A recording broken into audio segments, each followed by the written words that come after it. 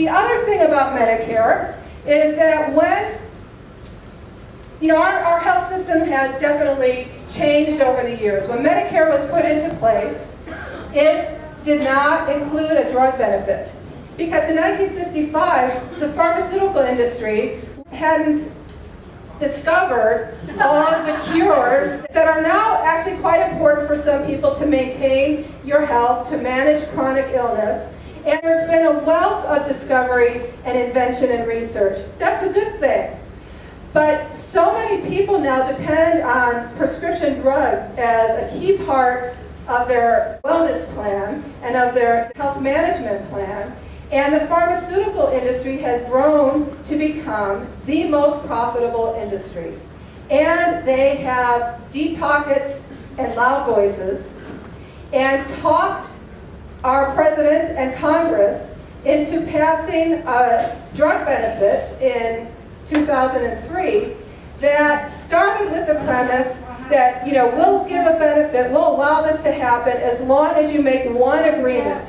And that is, we will not allow the United States to negotiate for the best prices. The pharmaceutical industry does negotiate for bulk purchasing in every other developed country, where they pay sometimes 2/3 less than what we pay for the exact same drug. The exact same drug. But in the United States, because this is where a lot of their profit is made, the deal was, you want a drug benefit? Fine, we won't stand in your way as long as you don't try to negotiate with us. And the Congress went for that, even though we all fought that. And now with the Affordable Care Act, that same deal was on the table. Before Obama even opened the book to negotiate on the Affordable Care Act, the first agreement he made, again to the pharmaceutical industry, was no negotiating for lower drug prices. This cost the Medicare program billions and billions of dollars.